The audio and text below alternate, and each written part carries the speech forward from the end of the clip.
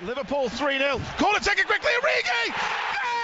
Bonjour à tous, c'est Guillaume de Sport Focus et bienvenue dans une nouvelle analyse. Alors aujourd'hui on va faire le débriefing des derniers quarts de finale aller de la Ligue des Champions, où il y a eu des matchs très intéressants d'un point de vue du spectateur avec beaucoup de goals, mais aussi d'un point de vue tactique, et on va essayer d'analyser ces matchs pour avoir toutes les clés pour le match retour et pour savoir qui va se qualifier. Et si vous voulez l'analyse de l'autre match, n'hésitez pas à aller voir la vidéo qui est sur Instagram ou YouTube. Mais ne perdons pas plus de temps et allons directement au match qui nous intéresse, c'est-à-dire Porto-Chelsea. Alors c'était un match assez bizarre où pour moi avant le match il y avait quand même un favori clair qui était Chelsea face au petit pousset Porto, et au final en regardant le match, et ben c'est pas du tout ce qui s'est passé. J'avais vraiment l'impression que c'était Porto qui était le favori. En effet, dans la physionomie du match, Porto a eu plus d'occasions que Chelsea. Alors peut-être pas les occasions les plus franches, mais ils en ont quand même eu plus. Et Edouard Mendy a dû faire quand même des belles parades. Et inversement, Chelsea a quand même beaucoup défendu. Ils ont eu très peu d'occasions et ils ont surtout été très efficaces. Et c'est comme ça qu'ils gagnent 2-0. C'est en défendant bien et en étant efficace devant. Mais ils ont quand même pas fait le jeu d'un favori dans ce quart de finale. Alors du côté de Porto, c'est quand même assez frustrant parce qu'au final, ils ne font pas un mauvais match. Offensivement et défensivement, ils font pas un mauvais match. Offensivement, ils ont les occasions,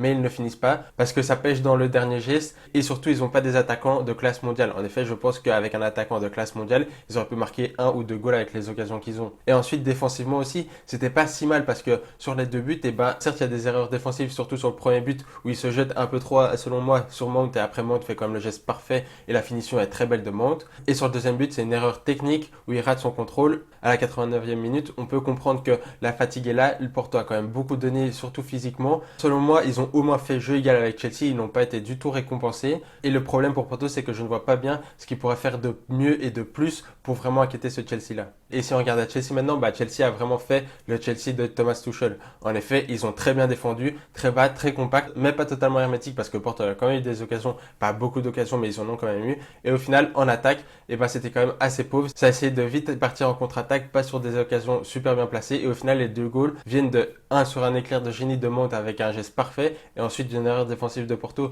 Du coup, je pense que défensivement, c'était bien, mais pas exceptionnel. Et offensivement, c'était quand même assez pauvre. Avec quand même deux buts qui viennent un peu de nulle part et surtout qui ne vont pas se reproduire sur chaque match comme ça, à profiter des erreurs défensives. Et je pense qu'il ne faut pas compter juste sur le génie de Mount pour marquer des goals. Et du coup, pour terminer avec Chelsea, je pense vraiment qu'ils devront faire mieux pour le match retour et surtout pour le futur de la compétition. En effet, là, ils sont quand même dans une position favorable et ils iront sans doute en demi-finale. Et s'ils n'y vont pas, ce sera vraiment une contre-performance. Mais après, en demi-finale, ils vont tomber sur d'office un gros client et je pense que là, ils devront faire quand même beaucoup mieux, que ce soit défensivement et offensivement. Donc pour ce match retour, comme je l'ai dit, je pense vraiment que ce sera Chelsea qui va aller en demi-finale. En effet, là, ils ont quand même pris un gros avantage en gagnant 2-0 à l'extérieur, même si c'était à Séville et que le match retour sera aussi à Séville. Là, je pense vraiment que Chelsea a un énorme avantage et seront en demi-finale. Et surtout, au vu du match aller avec un Chelsea qui n'a pas super bien joué et un Porto qui a quand même plutôt bien joué, et Chelsea a quand même emporté 2-0, ça veut quand même dire grand-chose. Au final, Porto peut jouer peut-être un peu mieux, mais pas beaucoup mieux. Et surtout, il y a une grosse marge de progression du côté de Chelsea. Du coup, je pense que le match retour sera plus ou moins